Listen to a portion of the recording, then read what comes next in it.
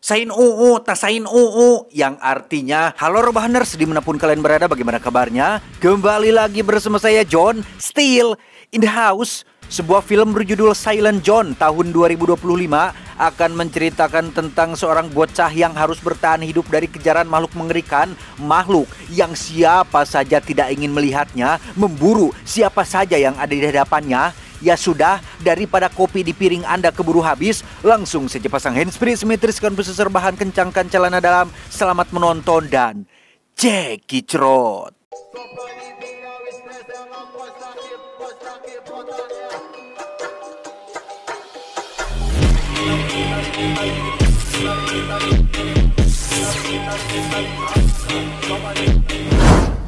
We're looking at a very disturbing live shot here.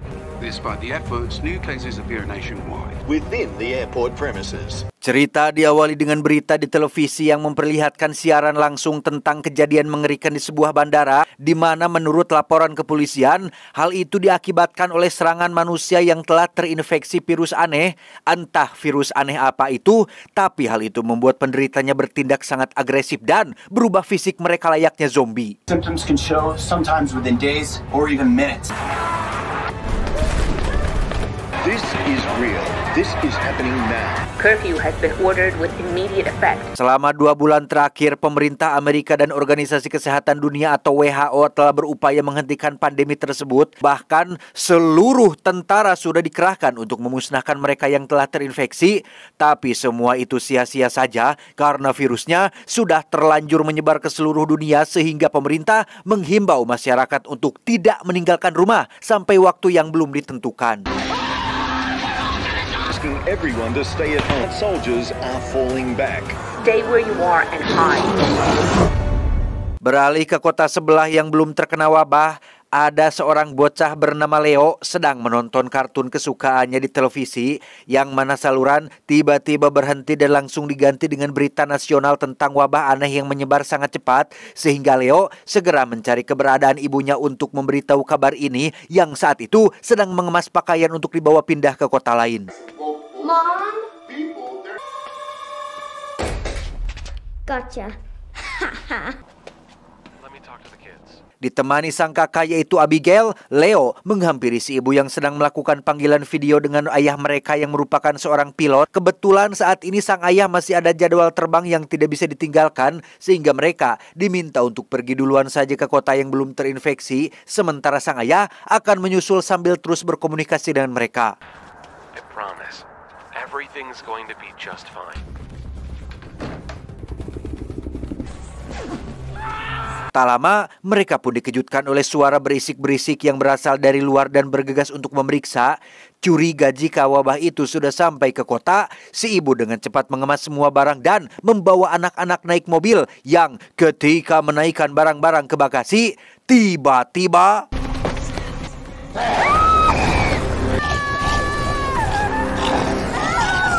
beruntung Abi berhasil selamat karena bersembunyi di kolong mobil. Namun nasib naas harus menimpa ibu dan sang adik yang kini sudah menjadi zombie. Melihat Leo adiknya tengah sekarat, Abi merasa perlu untuk menolong, meski itu percuma saja karena dia sudah terinfeksi. Di mana saat Abi akan pergi, ia malah tak sengaja kebesekan yang membuat si ibu menemukannya, sehingga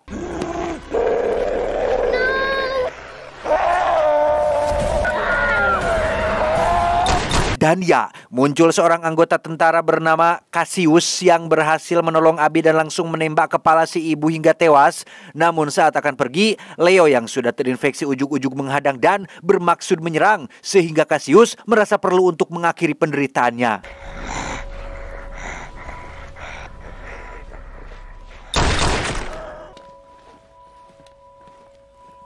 10 tahun setelah populasi umat manusia hanya tinggal 10%, kini Abi menjadi sosok gadis tangguh dengan kemampuan menembak dan bertarung yang terus Cassius latih. Dengan fakta bahwa planet bumi sudah dikuasai oleh populasi zombie yang jumlahnya jutaan, tak banyak yang bisa Abi lakukan jika bukan latihan. Selain harus bertahan dari zombie yang terus bermunculan, mereka juga harus menjaga stok makanan tetap aman dan serangan penyintas lain yang tak punya belas kasihan.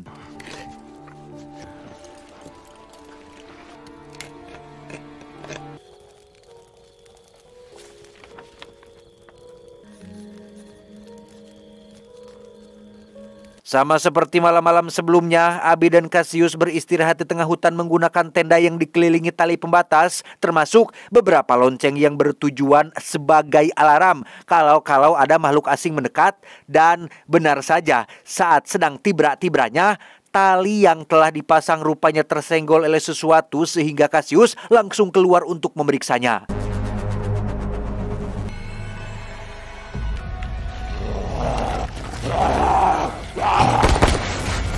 Dan ya, Cassius berhasil menembak salah satu zombie yang berhasil menemukan dan berusaha menyerang perkemahan mereka. Sadar jika tempat ini sudah tidak aman lagi, mereka pun dengan cepat membereskan tenda dan pindah dari sana karena kemungkinan besar masih banyak zombie lain yang berkeliaran.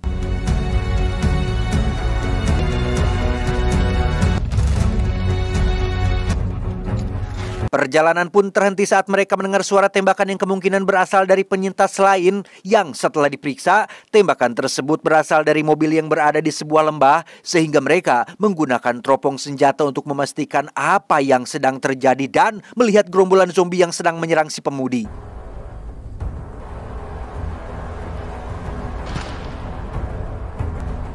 Niat hati ingin membantu Abby malah tak sengaja menembak si bapak yang bermaksud kabur. Khawatir dengan keselamatannya, mereka pun bergegas turun untuk memeriksa kalau nyawanya masih bisa tertolong. Tetapi hal itu percuma saja karena si bapak keburu tergigit dan sebentar lagi akan menjadi zombie. Sehingga daripada populasi zombie semakin meningkat, Cassius langsung menghabisi beliau yang masih sekarat.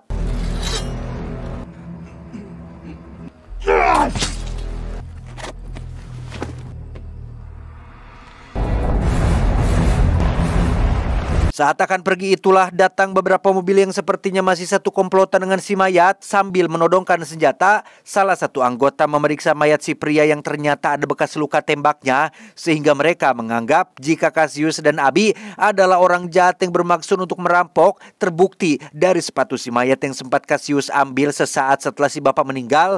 Sambil menurunkan senjata, Cassius menjelaskan jika ini hanya kesalahpahaman dan mereka sama sekali tidak ada niatan buruk.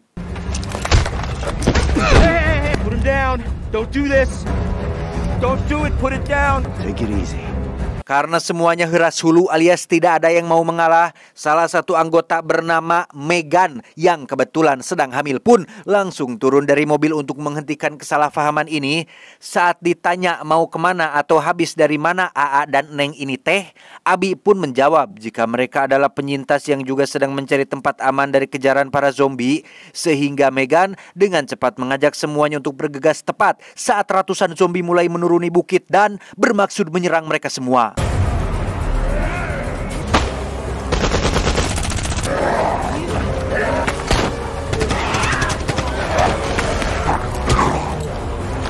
Karena anggota dan peluru yang terbatas, mereka dibuat kewalahan menghadapi para zombie yang jumlahnya semakin tak waras. Tak ingin mengambil resiko lebih buruk yang dapat menyebabkan mereka semua tewas, Cassius dan Abby memutuskan untuk mundur dan segera bergegas sambil membawa serta Megan yang kandungannya sebentar lagi akan menetas. Loh, menetas?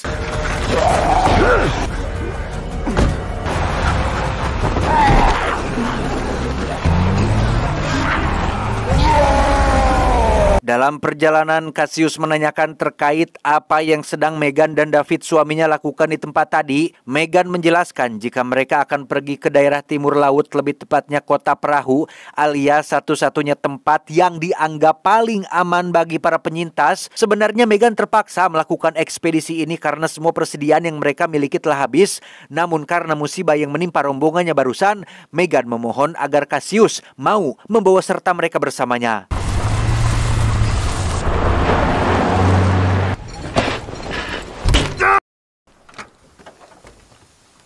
Naas, mobil yang Cassius kendarai malah mogok di tengah jalan. Setelah saling berkenalan satu sama lain, Cassius menyuruh mereka segera mengemasi barang dan melanjutkan perjalanan dengan jalan kaki. Bukan tak tega melihat Megan yang sedang hamil harus berjalan puluhan meter.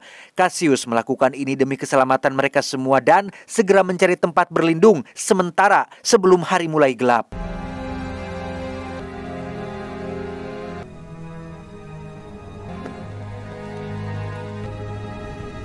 Tibalah mereka di sebuah gedung kosong terbengkalai. Cassius dan Abby masuk duluan untuk memastikan tidak ada penghuni lain di tempat ini.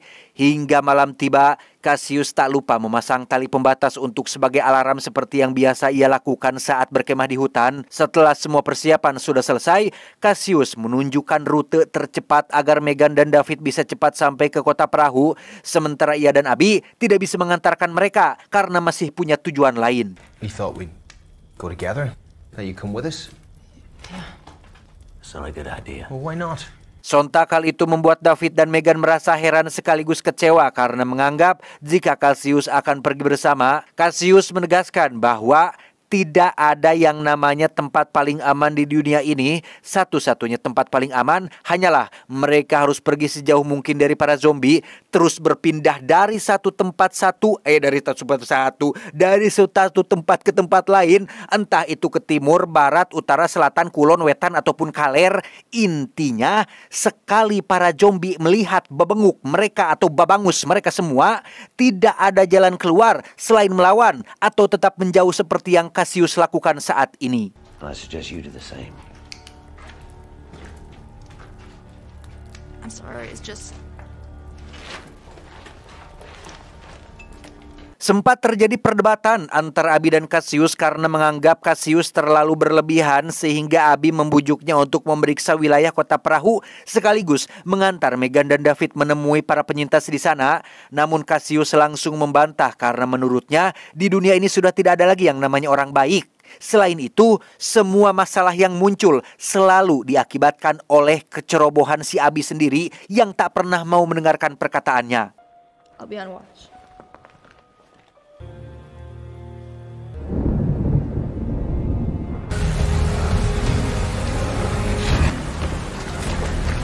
Sementara Abby berjaga duluan dan Megan sudah tertidur pulas, David dan Cassius mulai mengobrol kehidupan satu sama lain, termasuk memuji kehebatan Cassius yang dengan gampangnya mengalahkan para zombie. Ia juga berterima kasih atas Cassius yang sudah menolong bahkan membawanya sejauh ini. Melihat wajah memelas dan kondisi Megan yang sedang hamil tua, akhirnya membuat Cassius merasa iba dan memutuskan akan mengantar mereka ke tempat yang dituju. I'm just glad that today we survived. We'll help you get to the colony. Keesokan paginya saat Abby masih berada di lantai atas selesai berjaga, ia langsung dikejutkan dengan suara zombie yang berasal dari semak-semak dekat bangunan. Sehingga Abby dengan cepat turun untuk memberitahu Cassius tentang situasi darurat ini tepat saat si zombie sudah ngejentul di hadapannya.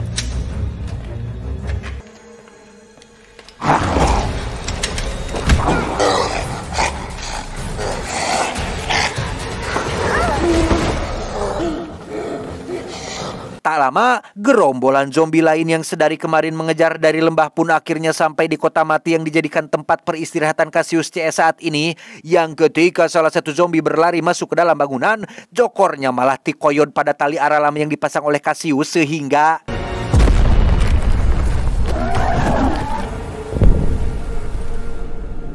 Rupanya, Cassius CS sudah lebih dulu melanjutkan perjalanan dan mendengar suara ledakan tersebut dari kejauhan, sehingga mereka menyadari jika para zombie saat ini sudah berada tepat di belakang.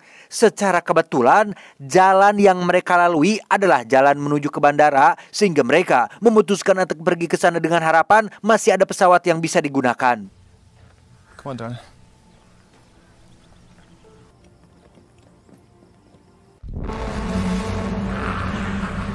Di tengah perjalanan, mereka tak sengaja menemukan seonggok mobil terparkir di depan gedung terbengkalai. Mereka juga menemukan si pengendara sudah tak bernyawa dengan luka tembak di bagian kepala. Curiga jika beliau bundir sebelum diserang oleh kelompok zombie tadi, Cassius menyuruh Abby untuk masuk dan memeriksa bangunannya karena bisa saja masih ada zombie yang tertinggal di dalam sana.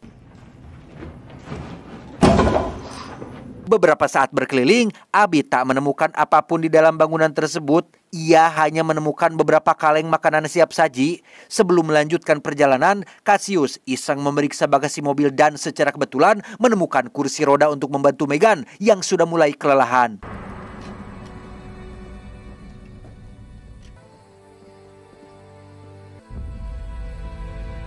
Dan inilah bandara yang dimaksud, suasananya sangat sepi bahkan tidak ada pesawat hiji-hiji acan. entah kemana semua pesawatnya. Abi yang sedang melihat-lihat seketika teringat dengan bandara ini yang ternyata bekas tempat ayahnya dulu bekerja, sehingga ia segera pergi ke lokasi hangar untuk memeriksa apakah pesawat pribadi sang ayah masih terparkir di sana.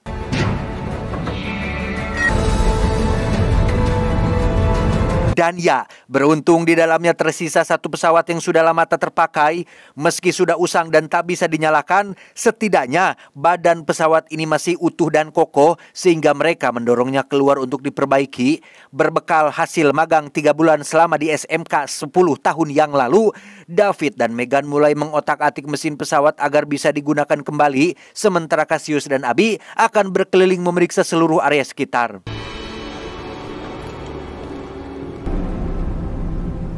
How about Sandra?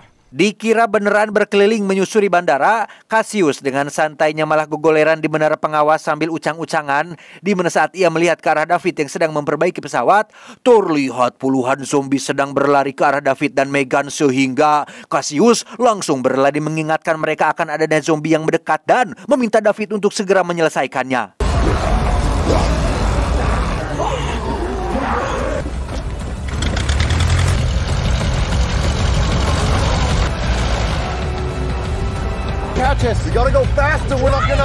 Sempat dibuat panik saat para zombie bisa mengejar pesawat karena tak kunjung lepas landas. Akhirnya Abby bisa mengatasi dan berhasil menerbangkan pesawatnya. Namun masalah baru kembali muncul saat mesin tiba-tiba ngebul, mati, dan tak berfungsi. Sehingga Abby yang baru pertama kali menjadi pilot pun bingung harus berbuat apa dan... Going down. Brace for impact, okay? Beruntung mereka masih di tangtayungan dan hanya mengalami baret-baret ringan, termasuk Megan yang kandungannya juga baik-baik saja sehingga mereka segera pergi sebelum para zombie menemukannya. Okay, let's just go.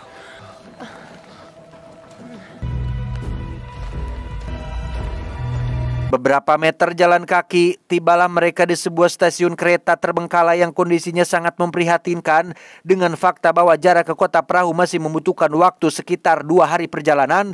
Mereka memutuskan akan beristirahat di stasiun ini sambil mempersiapkan tenaga untuk besok.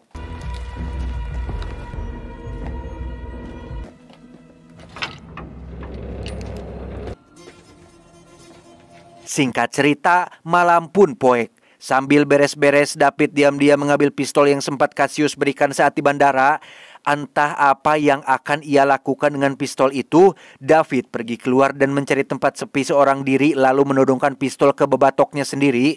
Faktanya, kaki David ternyata sempat tergigit saat insiden di bandara tadi siang. Yang karena tak ingin menjadi beban bagi Megan dan semua orang, David memutuskan bundir sebelum virusnya semakin menyebar. No, his mom had gotten so stoned. Dan ya, David tak jadi melakukannya karena teringat dengan cicilan Shopee Pay yang belum lunas, ditambah utang voucher wifi dan bekas ngopi di warung Teh Yuli, sehingga ia memutuskan kembali dan menunda aksi bundirnya. He was the first.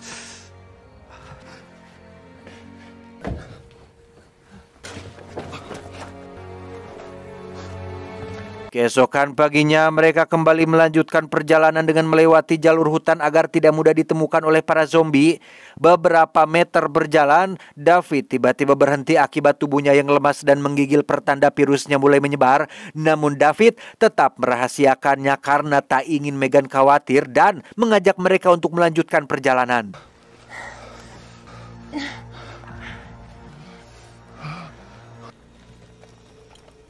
Cassius yang tadi melihat luka di kaki David langsung nyerenteng tanpa sepengetahuan Abby dan Megan. David menjelaskan jika ia akan membantu mereka nanti saat virusnya semakin parah, dan untuk sekarang David memohon dengan sangat agar Cassius membiarkannya ikut rombongan demi menemani Megan di detik-detik terakhirnya dan meminta Cassius untuk tetap merahasiakannya.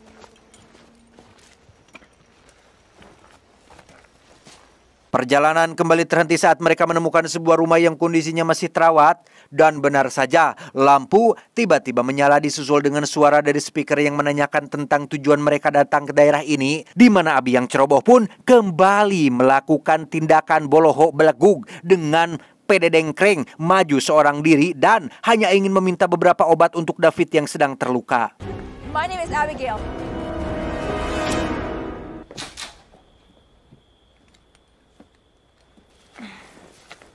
Setelah memastikan jika mereka bukanlah orang jahat, si pemilik rumah yang bernama Norton ini pun akhirnya mau membukakan pintu. Namun, melihat Cassius dan Abby membawa senjata lengkap, Norton meminta mereka untuk melucuti semua senjatanya.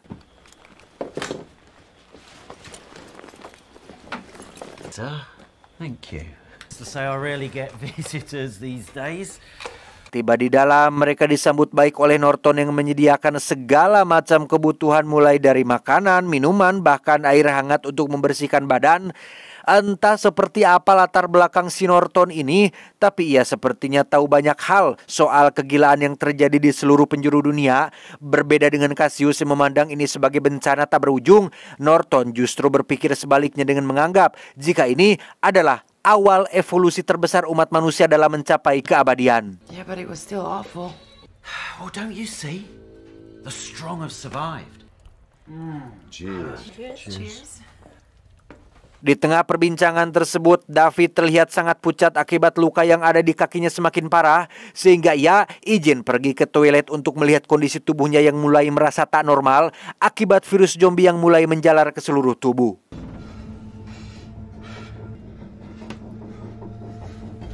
Dan alangkah terkejutnya David saat mendapati semua teman-temannya sudah ngajoprak tak sadarkan diri, disusul dengan ia sendiri yang juga ikut terkapar setelah Norton menunjukkan alat ciptaannya, di mana hanya dengan alat inilah ia bisa mengetahui seseorang sudah terinfeksi virus atau belum, seperti yang terjadi pada si malang David ini.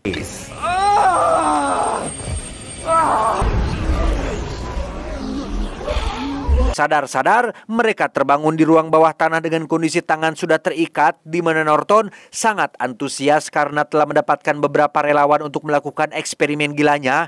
Entah eksperimen macam apa yang akan dilakukan si Norton ini, namun saat ini keadaan mereka benar-benar terancam karena Norton akan membiarkan istrinya yang sudah terinfeksi memangsa mereka semua.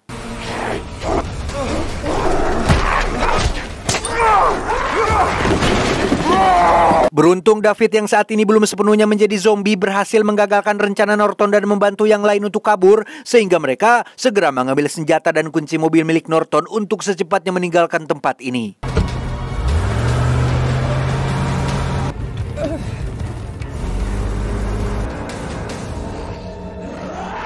Lolos dari kejaran Norton, mereka kembali dihadang oleh zombie yang sedari kemarin terus mengejar, di mana Cassius memacu mobilnya ke daerah kota perahu yang selama ini mereka tuju. Namun perjalanan harus terhenti saat jalan yang mereka lalui terhalang pohon-pohon yang tumbang, sehingga David yang mulai hilang kesadaran pun meminta Cassius untuk membawa Megan bersamanya dan akan menghadapi para zombie seorang diri. Go! Go!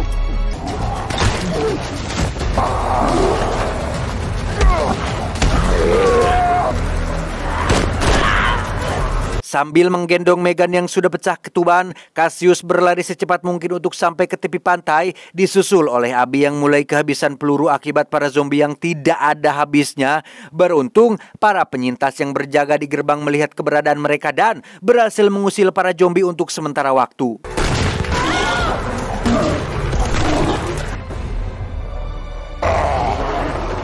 Dan inilah kota perahu yang dimaksud, kota yang dibangun di atas beberapa perahu atau kapal besar.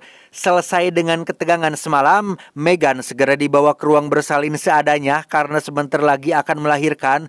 Beruntung Cassius dan Abby disambut baik oleh para penyintas di kota ini. Mereka langsung dibawa menemui pimpinan kota perahu yang bernama, kita panggil saja si ketua, untuk sekedar berkenalan dan mengetahui asal-usul Cassius dan Abby. I can't tell you how glad we are that you guys are here. We thought there was no one else alive except... Don't worry about your past. Beberapa saat menunggu, Cassius akhirnya menerima kabar baik jika Megan telah melahirkan anaknya dengan selamat. Namun kabar buruknya, Megan mengalami kondisi kritis pasca melahirkan oleh karena fisiknya yang mulai melemah. Menyadari dirinya tidak akan selamat, ia meminta Cassius untuk jaga bayinya dengan baik, berharap anaknya mampu bertahan di tengah dunia yang kejam ini.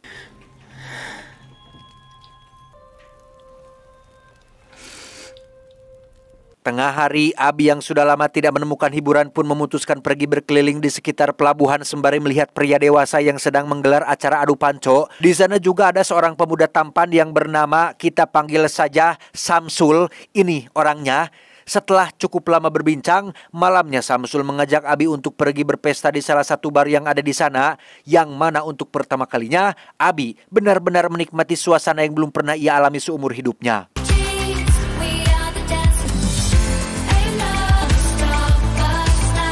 Saat akan pulang itulah, Abi tak sengaja menemukan satu ruangan yang membuatnya sangat penasaran, lalu masuk untuk memeriksa. Di sana, ia menemukan sebuah benda yang terlihat seperti pemicu, lengkap dengan antenanya. Samsul langsung mengambil dan meletakkannya seperti semula. Ia juga sebenarnya tidak tahu pasti tentang kegunaannya, tapi ketua pernah mengatakan jika remote ini hanya akan digunakan saat situasi benar-benar genting. Tak hanya itu saja, Samsul juga menunjukkan terowongan rahasia yang sudah dibangun sejak lama sebagai antisipasi jika suatu saat para zombie berhasil menerobos. Wow, it is.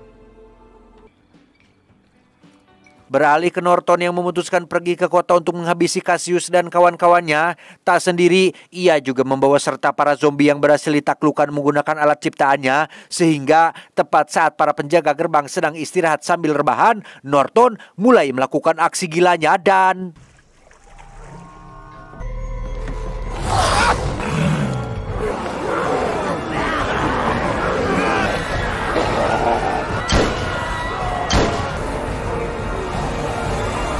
Ya, Norton bersama pasukan zombinya berhasil masuk dan menyerang semua penghuni kota. Abi meminta Samsul dan penjaga lain untuk mengamankan jalur terowongan rahasianya, sementara ia sendiri akan mencari Cassius yang saat ini sedang mengamankan si bayi dan membantu para penjaga yang sudah mulai terpojok.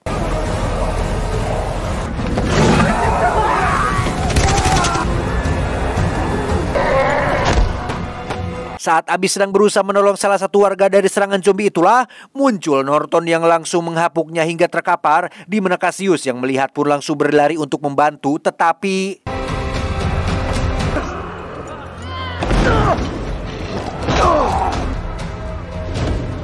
Melihat kondisi Cassius yang sudah tidak walakaya, Norton lantas menghampiri dan menghajarnya sampai babak belur. Namun hal itu tidak berlangsung lama setelah Cassius bangkit dan balik mengejar hingga berhasil menghancurkan alat pengendali zombie tersebut. No!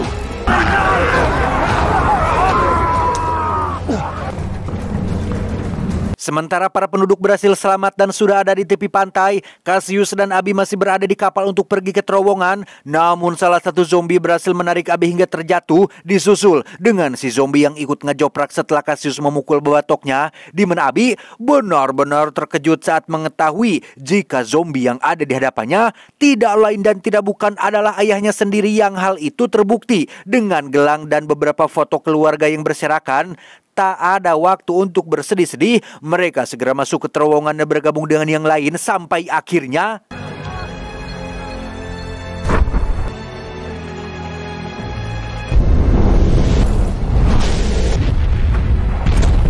Ya, ternyata benda kecil yang sempat Abi lihat tadi adalah sebuah pemicu jarak jauh yang digunakan untuk meledakkan kota perahu.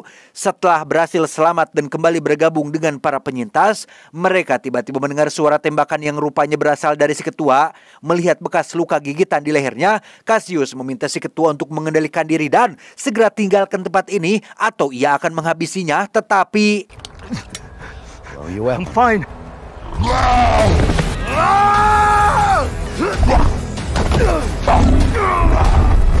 Ya, terjadilah pertarungan antara Cassius dan si zombie yang notabene adalah ayahnya Abi. Sempat ngahuleng tarik karena tak tega jika harus menembak ayahnya sendiri. Abi kembali sadar saat melihat Cassius yang semakin terpojok dan mengakhiri penderitaan sang ayah saat itu juga.